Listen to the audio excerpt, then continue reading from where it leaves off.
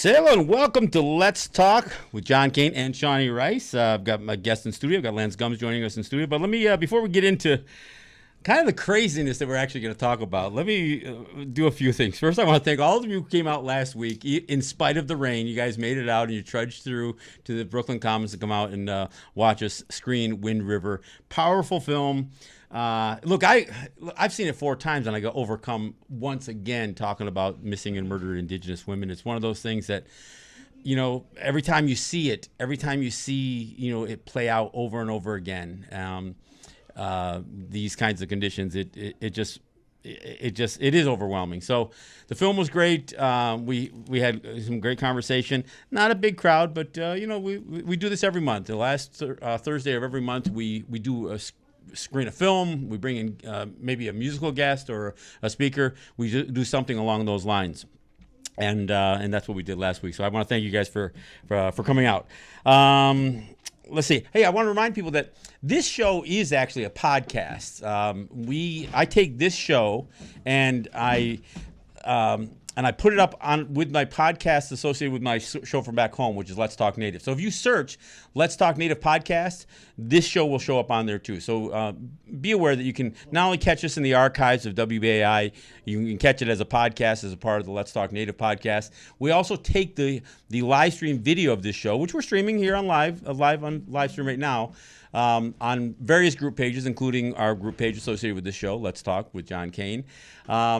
But we take this video and then we put it up on our YouTube channel. So you can catch the video of the show on our Let's Talk Native TV YouTube channel, or you can find the audio on podcasts. Or, like always, you can always go to WBAI and look at the archives there to catch this show and other previous shows. So I wanted to get that out of the way. I also want to remind people that next week on Wednesday, heading out to Long Island, we're going to Huntington for the Cinema Arts Center.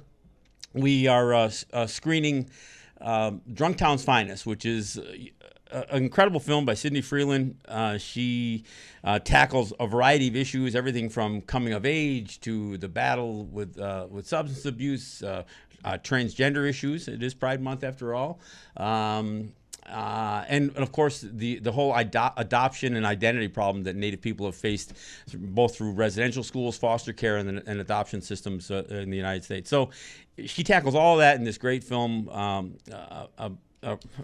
called Drunktown's Finest. So if you're available, come on out to the Cinema Arts Center in Long Island, in Huntington, and Cindy Campbell is presenting the evening. I'm going to be there, and we'll talk a little bit about some of those issues. So again, that's next week, Wednesday, 7:30 at the Cinema Arts Center in Huntington, New York. All right. Well, let me get right into it. Look, first, Lance, I want to thank you for coming and joining me on the show. You and I know each other. We go back many, many years in our battles with New York State over taxation, tobacco, fuel, all of that stuff. We've been in the trenches together. I don't know. Do you still run a business in Long Island? Yeah, I still have a cigarette business. Okay, so you still do. I know that you're very busy. Lance is the vice chair of the Council of Trustees for the Shinnecock Nation. You're also the vice president of the Northeast region of the National Congress of the American Indian. So you've been very busy. You actually came back around to being with the trustees. You were there, and you were the chairman at one time, weren't you? Yeah, I was the chairman at one time, and then a little drama. Well, there was lots of drama, but you also had a lot of stuff. You were taking on a lot of stuff, and I know you also suffered some personal tragedy along the way, and for those of us who are your friends, many of us have followed a lot of this stuff going on over the years. Now, you and I, last time we got together, we happened to be in the same room together, was in Arizona. We were at the Arizona State University. There was an event that I was invited to speak at, which was fixing the federal recognition process. And you guys were right in it at the time. And in fact, a friend of mine by the name of Judy Shapiro, who is actually part of your council, your legal counsel, she invited me to this thing. I said, Judy, what would you invite me to speak at a conference on the federal recognition process when you know that I oppose the whole not just the way it works, but what it is, because it is actually trying to recognize us as subordinate tribes to the United States. And I say that now because you were there and you saw my message was pretty well received at the time. Absolutely. But now we see how this plays out, because in spite of the fact that you guys have kind of gone through that process, and by all accounts, some of this stuff should be put to bed, you're being challenged by New York State, local politicians, even the New York State Attorney General, on whether you have the right to build a freaking sign. I mean, the level of absurdity here. And then when I look at the comments, I mean, these rich white folks saying, "Oh, we don't think that sign is consistent with the character or the natural character." Well, what the frick do you think your mansions and all your seaside, swimming pools every 15 feet? And I mean, when I hear these rich white people talk about you guys erecting a sign is inconsistent with the natural character of Long Island, I about want to puke. I mean, this is. I mean, the absurdity of it is, and it is just that. I mean, you have to laugh at it because it's so lopsided and ridiculous. You know, for them to even let that roll off their lips in the context that they did, talking about we're going to be, we're urbanizing the Hamptons, various, comments that have been made by individuals. And, it's literally, the hypocrisy of it is just mind-boggling when you look at, what has transpired around us and the land destruction. I mean, it's Shinnecock land, and you've got a bunch of rich, wealthy, white, oftentimes liberal squatters on your lands out there. They've got these highways going through. They've got pipelines to pump all of their infrastructure in and out of there. They've got their manicured lawns with millions of gallons of Roundup being dumped on the grounds every single day. You've got these elaborate facilities where they entertain and spend billions of dollars annually on their social lives, and for them to suggest to you that when the Shinnecock now, and to be clear, you guys erected a sign that is essentially a revenue generating. It's a small business essentially for all intents and purposes. It's a digital billboard that you rent space out to advertise. And I assume they must be appalled because you must only be advertising strip joints, obviously, because what else could a bunch of savages do with a lighted billboard? You can't be doing advertising anything holistic. It was going to be smoke shops and casinos. I mean, the rhetoric, sports betting, maybe a couple of cannabis shops. It was ridiculous.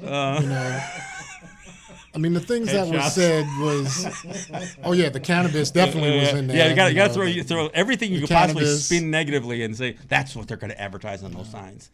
And I mean, it was really disheartening to see the negativity. I mean, the negativity was unreal, and yet you have these people building these mega-sized houses on little tiny parcels of land.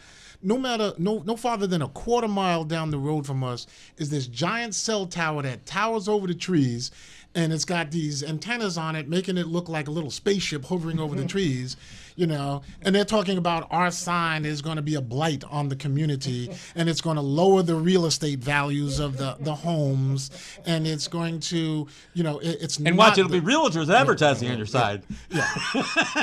We have over 80 local advertisers that want to advertise on our sign, so it's just been it's been an interesting journey. I can say that. But Lena James, I mean, how the hell did she plug herself into this thing? That's my question. We reached out to her and we didn't get a response. And then all of a sudden we have one of the low-level attorney generals come in and was absolutely clueless. I mean, she's had the audacity to sit there and say, well, this land has changed hands multiple times. And, one of the things about this particular piece of land is that it has never been out of our hands, ever. It is the one piece that we have had since first contact that was never stolen, that never changed hands, that never left the tribe's jurisdiction. So for her to get in there and say that, I mean, it was just, we're looking at her like, you clearly did not do your homework on this one. Now you guys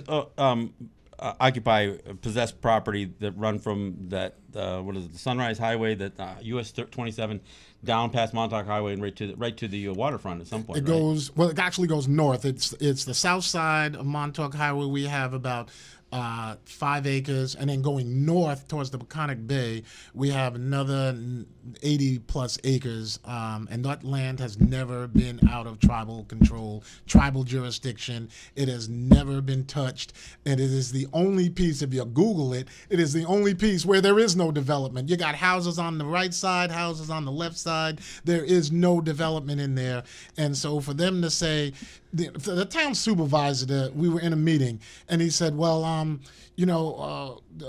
tribal leaders, the one thing that we could do for you is we could buy this land from you so we could preserve it. Oh, Lord. That's really worked out well, hasn't it? Don't you love it when they just take our land and say, oh, we're going to protect it for you? The tone deaf of this whole conversation about like how this sign isn't consistent with whatever their community is.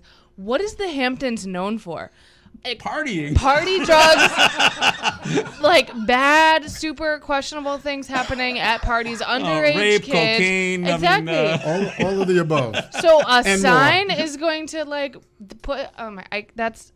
Well, it's going to be a blight on the community. So when it's going to, in those terms, when it's going to be a blight, you just have to take a look at this. And, I love that word, blight.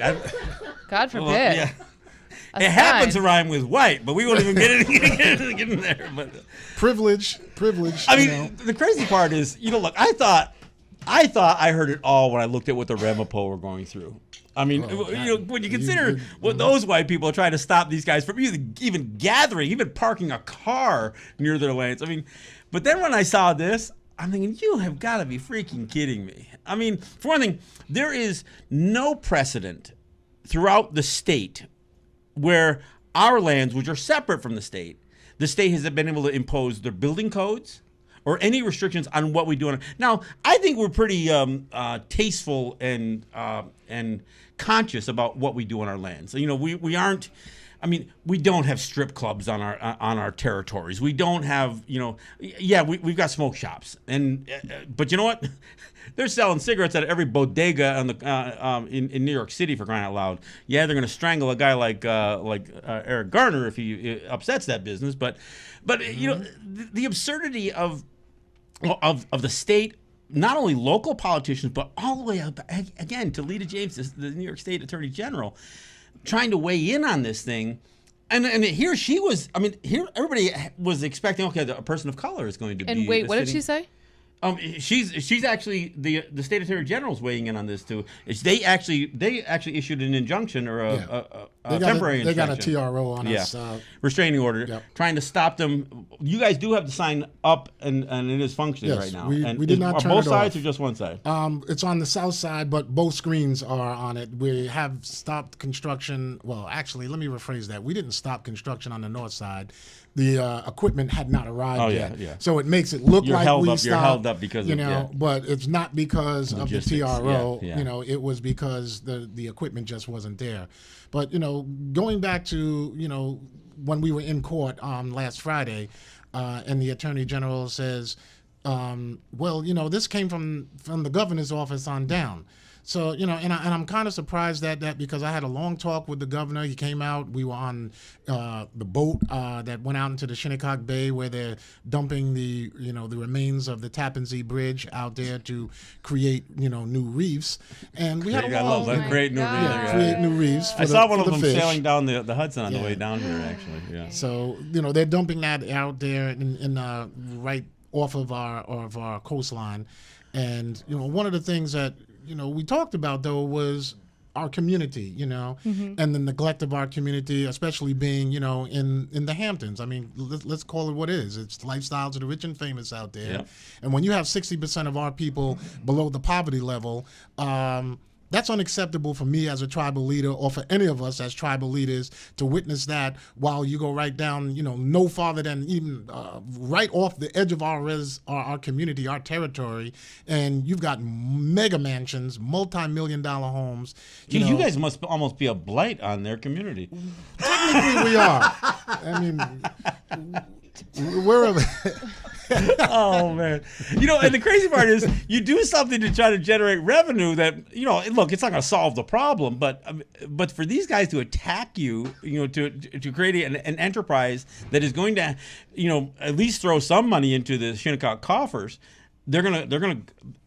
I mean, well, we're looking at a pattern here now. We're in 1984 when we first started the cigarette business, the town of Southampton came out. They had the town police there, and the town police, were saying that we had to shut down. We couldn't sell tax-free cigarettes. And at that point in time, we actually called the state police on the town police to have them removed from our tribal lands. And then you move fast forward to 2003 through 2009 when we were going to do the gaming. Here they come again. Oh, no, you can't do the gaming. It's going to be, you're going to increase the traffic. You're going to bring prostitution. You're going to bring drugs, Kind of like what white people did. Yeah, well, exactly. But no, Traffic, but here's the real kicker to that. So I go out and find this project, this sign project that I said, okay, well, the big issue with them at that time was we're going to create too much traffic for the Hamptons. So now I find something that can utilize the traffic they created, existing traffic. Right. And here they come now, oh, well, that's going to be a blight. I mean, it's a no-win situation out there for us. And at this point, we just said enough is enough, and we've ignored all of the it's a no-win situation to appease, these that's people. it. I mean, you guys have a lot of options, and no matter which one you pursue, you're going to meet resistance from the power brokers of that area. And absolutely. And I mean, again, the level of absurdity to listen to these arguments, and the fact that the state hasn't stepped up, whether it's the governor's office or Lita James, and say, look, we don't get to make this call. I mean, we just don't get to make this call. This is their land. And I don't care. I don't even care how compelling their argument is, which it isn't. They have to understand that they came after us here. I mean, you predate their existence, and their their mega $1 million mansions are built on ancestral Shinnecock lands. Well, we're a first contact tribe. Our first contact was in the 1632, 1638 range. So being a first contact tribe, we have watched this, destruction, this theft of land, the destruction of the land. We have watched this, for 370, some odd years. And at what point, do we as a community say enough is enough? And that point has been reached now. We have said enough is enough. Right. Well, and I don't know how this thing goes badly, or I don't know how this can rule against you. But this is again, as far as I'm concerned, a call out to everybody to just like we suggested it with the Ramapo. I don't think that any of us can sit back and just be idle on this thing. We've got to stand up. We've got to say no. You're not going to dictate to what this small remaining group of Native people in their ancestral homelands are going to do to sustain themselves. I mean, in our language, we say Tewatatawi. It means that we carry ourselves, and this isn't something you're imposing on them. I mean, it's a billboard on a highway. They already built the highway. It's illegally. I mean, most if they try to do any real title search, they're going to find most of their lands are shrouded in controversy. Historically, especially in that area. Yeah, in that area. Oh, a lot of land grabs. Because that was just straight land grabs. And we've done the title searches, we've done the deed searches, and they go back to a certain point and then they just disappear. It doesn't exist, so we're clear that, the town and the state, they know, but, they're getting a lot of pressure from, their super rich friends who are just, appalled at the look because they want to come to the Hamptons. They don't want the city look. They work in here all week. And this is some of the comments that we've heard. Well, we don't want it to look like the city, Well, what does that mean? I mean, there are other things to worry about than a billboard. Yeah. I don't understand how they don't hear themselves publicly. I mean, I don't really know wealthy white people like that, so I guess that's why I sound ignorant too. But for them to have such a reaction over a sign makes me and people that I know think of them as the most tone deaf. Do you know what's happening in the world right now about what we're talking about with the environment, what's going on with race, also what's going on if they're dumping stuff in the river? I mean, think about all of the. There's so many other things to care about. your traditional economies that were destroyed by their presence there. Everything associated from fishing and oysters and clams and all of this stuff that has been destroyed because of their presence there. And so the idea that you literally, and this isn't even capitalizing on on the worst of their habits. Just saying, look, you drive by, we're gonna offer the means for people to advertise in again local businesses to advertise in a way that can be effective and generate some revenue for the Shinnecock Nation. There's a federal study that we found, and it talks about how long a person actually looks at a billboard, and it's 1.3 seconds. So in that 1.3 second, this sign is annoying you. Just change the whole. It just ruined their whole day coming to the Hamptons. They're also like in most communities, especially in New York, this would be an opportunity for the town to be like, look at how multicultural we are, or look at how inclusive we are, look how diverse we are. We're including these signs in this business, but that's like the total opposite of what's happening here, which is why I'm kind of so blown away. Because so many people are gearing towards wanting to have this like false or real sense of inclusivity. And that was the amazing thing to us is, the response from the town, quote unquote, fathers. The town fathers were like, patriarchy, not town mothers, right? fathers, what is that? The town fathers. I didn't even know that was a concept.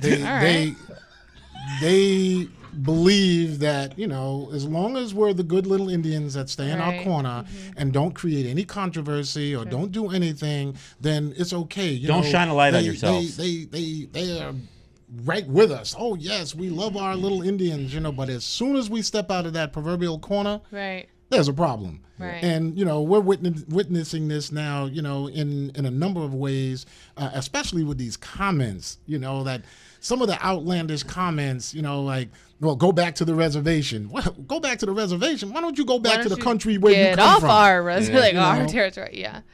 Yeah. And they can't help themselves. And I like I posted a meme a couple of years ago, and I said, because this addresses the whole right and left thing.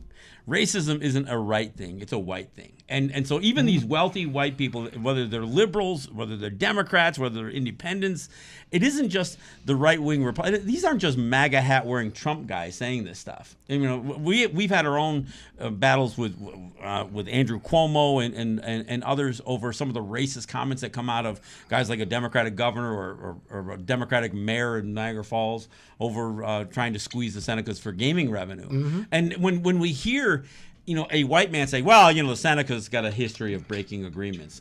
Wait a second. Did you just say those words actually come out of your mouth? And so when I hear this stuff about how much you stand to alter the natural beauty of Long Island, you got to be freaking kidding me. Yeah, it's absurd.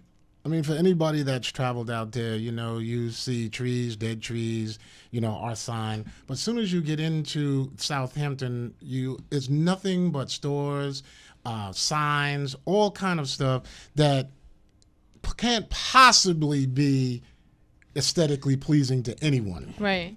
I mean, it is an eyesore. It is a blight. So, I mean, the hypocrisy of the whole statement that they're making, so, they've kind of changed, now because they've seen the sign, they've seen our tribal seal up there. So a lot of people are coming back out of the woodwork now saying, well, it's not as bad as we thought it would be. It's okay, as long as you turn it off at night.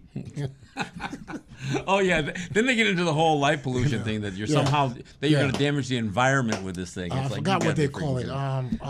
There's a word they're using out there for the light? Dark skies. The dark skies. Yeah, yes. They can't. They might not be able to see the stars if they have that light on. So they have. That's not what happens from one sign. How lazy of it! Like if you're going to make such bold comments, read something.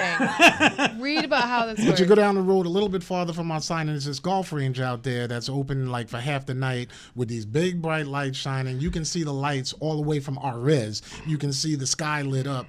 So I guess the dark skies don't apply to that section. Yeah, turn off the 50 lights in your pool, on your deck, on your awning, on your eaves, and look out your back off of your $80,000 deck on the back of your house if you want to look at your dark skies. I also wonder, do you think any of this has to do with like white guilt too, that like your seal of the nation on this big sign is a reminder to them that you guys still exist, and like absolutely. Well, that's not guilt. Guilt is when they feel bad, but no, they don't feel bad. Well, some might feel bad though, and like mask it with that. Well, that's why the tribe, we didn't call them signs, we didn't call them billboards, we called them monuments, and there was to mark our territory. You're entering the Hamptons, but you're entering the territory of the Shinnecock Nation, which is the most prominent thing on the sign in the first place is your seal. That's our seal. Our seal is way up top, and it's a big, gigantic seal of our nation, and that seal depicts, who we are, our lifestyle, our whaling, everything. And so here, when you're entering, the luxurious, beautiful Hamptons, the first thing you see and are going to be reminded of is that this is the land, the stolen lands of the Shinnecock people. Yeah, exactly. Yeah, that's where white. Yeah, you're right. Some guilt may be flowing in there. I mean, and of course, the history that you guys have, even the history of interaction with the settler colonial class. I mean, it goes back to you guys actually saving a shipwreck of theirs. I mean, some of that history goes back 1876. I mean, the Circassian went down, and they came and got our men because our men were water people and whalers and they took them out there to unload their ship. And as the ship they were unloading it, a storm came in. And the ship started to break up, and 10 of our Shinnecock men were lost, at that time, saving the cargo for the townsfolk. Yeah. Yeah. Oh man! All right, hey, we're at the bottom of the hour. We're going to take a break. When we come back, we are a talkback show. I hope you can stick around. Yeah, we're going to take some calls. So for those of you listening, you want to call in, you want to weigh in on this thing, and hey. We never know what's going to happen with callers. We could have a whole lot of people say the nerve of those Shinnecock wanting to build a sign on their land. That may be some of the calls. We don't know. But the number is 212-209-2877. That's 212-209-2877. That's the number to call to participate in the conversation. Ask Lance or any of us here a couple of questions. Offer your comments. We look forward to hearing from it. We'll go out with a little bit more Murray Porter from Stand Up No More.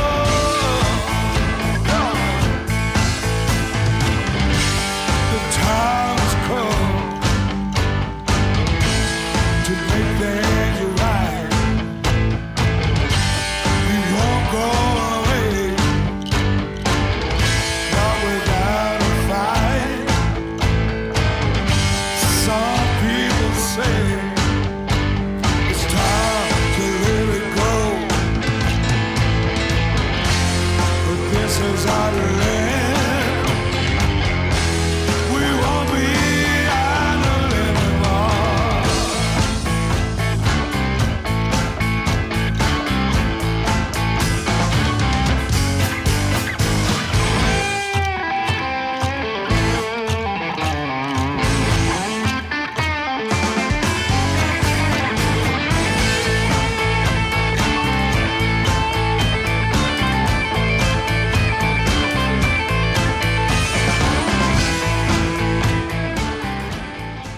All right, that's coming back. I've got Lance Gums in studio. Of course, Shawnee's with me here. And we are talking about Shinnecock signs and sovereignty. That's the battle raging out there in Long Island. It's impossible for us to almost wrap our heads around the idea that the rich white people of the Hamptons really want to dictate to the Shinnecock what they can do on their own land. So that's what we're talking about. We do have the phone lines open. Again, the number is 212-209-2877. First off, let me welcome you back. We've been on the fund drive, so this is our first chance to actually take calls in over a month. So thank you for those of you who are on the line right now, and bear with us. We'll get to you. We'll knock them off as quickly as we can. So we'll go with you first. Caller, you're up first. What's your name? Where are you calling from? This is Peter from New Jersey. Hey, Peter, what's going on? A quick comment. I was thinking perhaps instead of a modern billboard, if you would smoke signals, you would be fulfilling the caricature of Indians, and people would be receptive to that. Sure, let the Indians. That's our cliche of the Indians, and maybe smoke signals instead of a modern billboard will fulfill their cliche. Too late. It's already built, and I'm pretty sure it would be really, really hard to sell advertisement with puffs of smoke. But I get what you're saying, and but no, this isn't about folks supporting even the cliche of Native people. I mean, this So yeah, I understand your I understand your comment, but no. All right, caller, you're up next. What's your name? Where are you calling from? Caller, you're up next. We got you? All right, we'll try this one. Caller, you're up next. Where are you calling from? All right, what's going on here? Oh, I hear you. Go ahead. Good show. I would like to know, the brother from Shinnecock, the tribal leader, I would like to give him my peace and blessings and to everybody on the show. Where are you calling from, first off? I'm calling from the Bronx, New York. All right. Well, thanks for calling from there. Yeah, go ahead, Lance.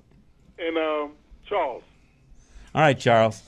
And I like to say that I'm a student of history. And something that sticks out that you said a while back on the show, when you was mentioning John Wesley Powell, the Grand Canyon? The Grand Canyon, which was a lie. And I'm doing the research. The Pueblo Indians was here for thousands of years. Really? You don't think it was a white man, the first one that ever went to the Grand Canyon? All those Native people just stayed away from it? Verrazano and John Hudson, they were the first white men in the area, in the New York area. And the Shinnecock area has so rich in history that our people was there for thousands of years. Yeah. So these, not only the history is very shaky, they're trying to overcome it, is the right to us to live. And what are they doing to the environment? I'm so upset when I hear they putting the bridge into the water with all this pollution that's out there now. It is so sad that when the indigenous people I read, it's a book called Gotham, The History of New York, that we used to live to be 100 years old with no deformities. Upon European arrival, we were sick just in their presence. They brought all kinds of diseases. Is that a subtle way of saying white people make us sick? Well, I'm just saying that we had a culture, we had a way of life, and they forced Christianity on us. They forced these beliefs on us. Now, to live in New York City, they said the average rent is $3,600. Poor people are made to be poor by these Europeans. Poverty is man-made. Yeah. No, the whole idea of owning property, absolutely. Look, I appreciate the call. I don't know if you want to give your props back to Charles for Lance, but yeah, this is again. I appreciate the call and your interest in history. Charles, it all comes back to the land, right out of the box. We are from the land as indigenous people, and, again, it's just another infringement upon our sovereign rights to do what we need to do for our people on our tribal land. Yeah. All right. Hey, let me give the number out again. The number is 212-209-2877. I know we lost one there along the way, so hopefully if you didn't get through, you'll continue to try. 212-209-2877. Hey, I did want to mention, we mentioned Lita James. I did see in one article she at very least weighed in on this notion because they tried to sue you guys individually. Yeah. I mean, it's almost going to ignore the fact that you are a people and say, no, these are just individuals doing this stuff. So it's going to be interesting to see how this whole idea, if the New York State Attorney General is saying, no, you can't sue individuals because of sovereign immunity, which is why you can't. That's your argument on the whole thing. So she's going to have a fine line that in order for her to maintain at least, her position on the TRO, she's got a pretty fine line to walk. Absolutely. I mean, their claim is that they're not suing the nation as the nation, that they're suing the individuals in their capacity as leaders. So they basically sued. You can't do that in any place in the world. Our 7 tribal leaders. Exactly. So. Yeah. All right. Hey, we got some callers back on the line. Caller, you're up next. What's your name and where are you calling from? Caller? Let's try this one. All right. Okay. Caller, what's your name? Where are you calling from? Yes, hello, good evening. Just let me turn down the radio for half of a second, please. Please do. Okay, yes, my name is Ricky Obama. Okay. My name is Ricky Obama, but I'm known as the Phantom. I don't know Mr. John Kane, if you remember the Yeah, I remember you. How could I forget? Oh, there we go. Thank you kindly. Okay, this Saturday evening at 7 o'clock at WBAI, Atlantic Avenue, 388 Atlantic Avenue. They're having a gathering between Leonard Lopez, John Hartman, and the issue of the evening is guns, and it is a $40 admission to get in, and with the $40 admission, you get a free book that Tom Hartman has written. So for the $40, you get the book, and you get the honor of going in and listening to these guys. Great. I have an idea, and I just wanted to throw it out to the public and to yourself. I need some advice. All right, what I'm gonna Ricky, can you please be quick? I've got a guest in studio, and I've got people who want to call on this subject. So what's your real quick? Okay, what do you need? Here we go. Yeah, you bet. I'm going to make up a sign that says "Abolish Money." And I'm going to stand outside WBAI that night before the people get in there with my costume on and with the sign saying "Abolish." Oh, okay. All right. Yeah, okay. Sorry about that, Lance. Ricky's got his own agenda, and he pushes it regardless of whatever else the conversation is. Do we have anybody else on the line? All right, let's get to another caller. Caller, you're up next. What's your name and where are you calling from? Hi there. Thank you for taking the call. The name is Elle from Long Island. Hi, Elle. Thanks for calling back. I know you've called in before. It's good to hear from you. Yeah, I want to say I was just thinking I caught your show I just turned in, but the word that was mentioned was history by the previous caller, not the one that just called, but the one before. And I would recommend to everybody, the first Americans were Africans Revisited. And this past year, there are 5 pyramids in Antarctica. If one Googles, you might find one still visible because they've removed 4. They may have put it back because of complaints. But what I want to say is the indigenous people of this country, of this land, for thousands of years, who have been here. I am so happy that we are seeing the connection of us as a people. And in regards to the Shinnecock Nation out on Long Island, there's a gentleman by the name of Harry Jensen. He's a musician, and I mean a bad one. He plays guitar. He played with Johnny Youngblood. His group was called the Soul 3 and then Skull Snaps. and he worked with George Bragg, a drummer, fantastic. And I was up to the Shinnecock Nation, and I have to admire the way the people there are, the way in which they live. Now, Harry and his brother built their home, and I don't mean it's just a little log cabin, okay? So the ingeniousness that the people possess and where they are able to do for themselves together collectively on the land in which they govern is something that we should all admire and study, because we can learn so much. Al, do you have a parting comment for Lance? Hello? Yeah, do you have a parting comment for Lance? Well, I caught your program towards the end, and all I want to say is, if this is towards the end, is that history, we must study it. And as the book, The Rocks, When Rocks Cry Out, okay, and going back to the first Americans were Africans revisited, and the first Americans were African. The book was on the market for $39, $40. L, I've got to get on to another caller. I appreciate the call, and I understand I understand your position on these issues. So let me go to I got a bunch of calls lined up and very little time to do it. So caller, you're up next. What's your name? Where are you calling from? My name is Jillian, and I'm calling from Queens, New York. Yep, it's good to hear from you. Thanks for calling. Yeah. Okay. I'm a little more pragmatic. My feeling is if the town fathers won't help you, I would go to the town mothers. Go to the schools.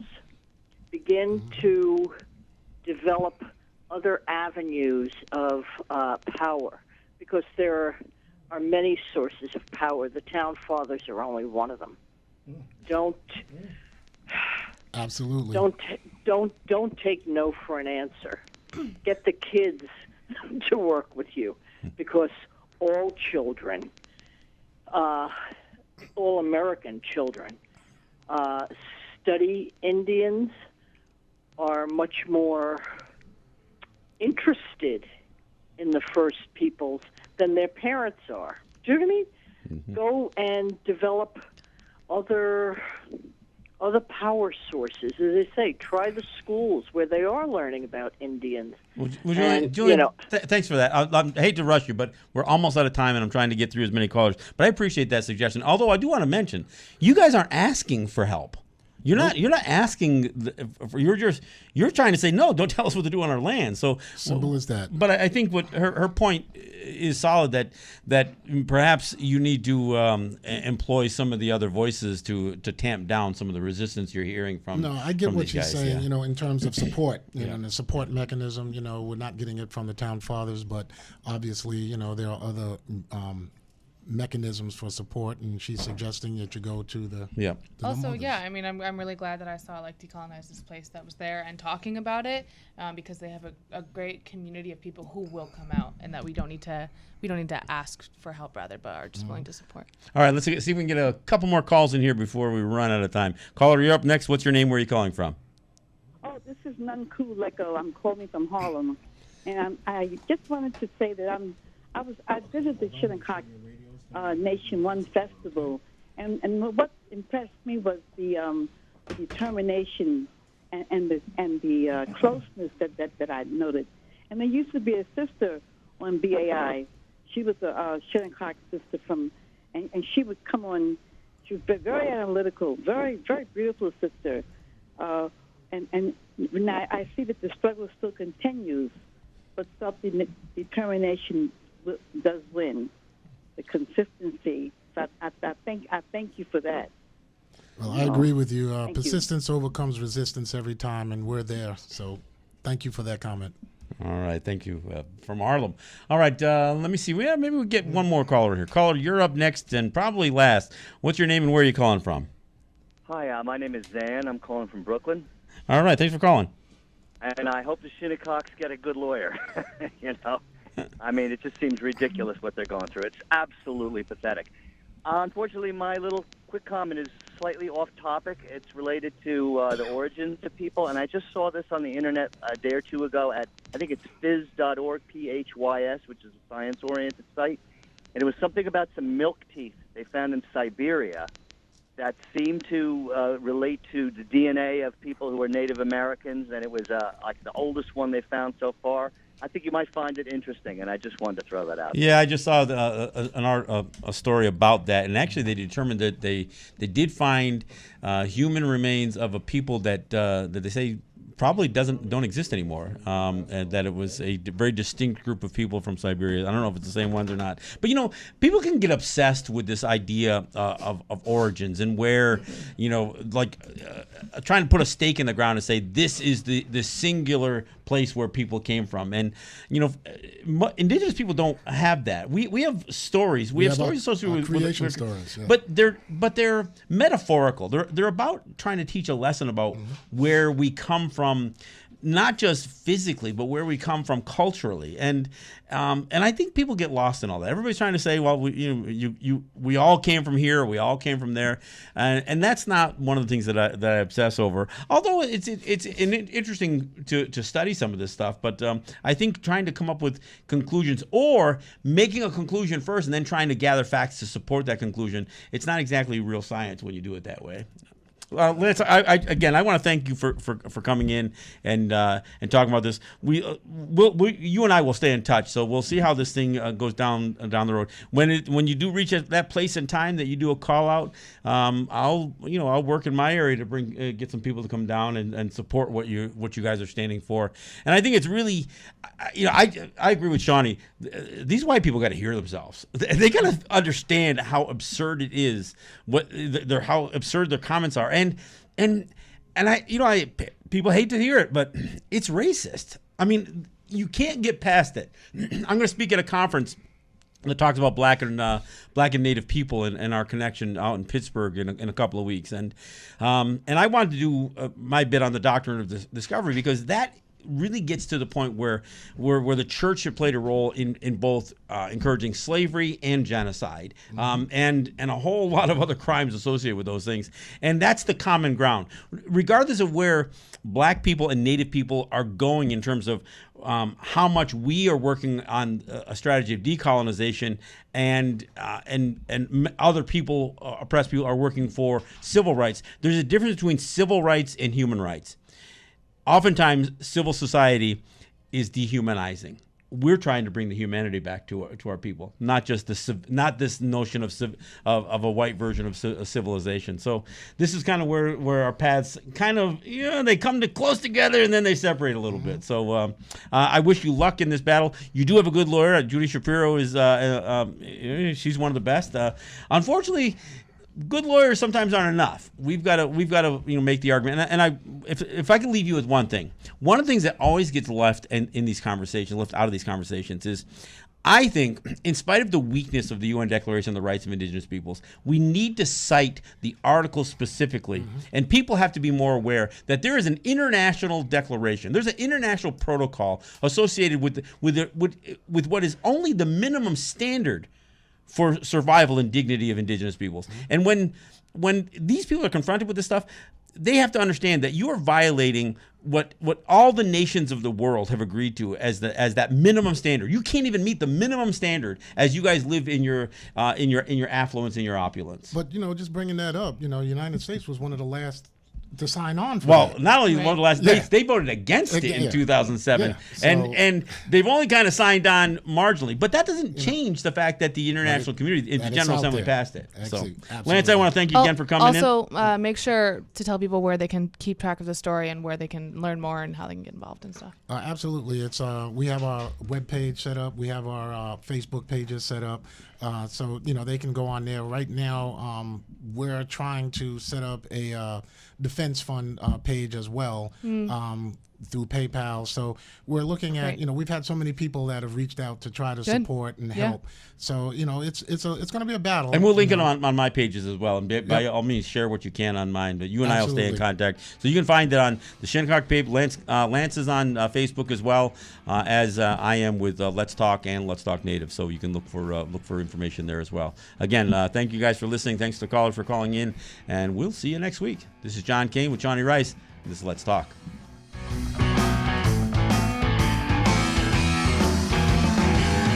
Highway 16, where did our sisters go?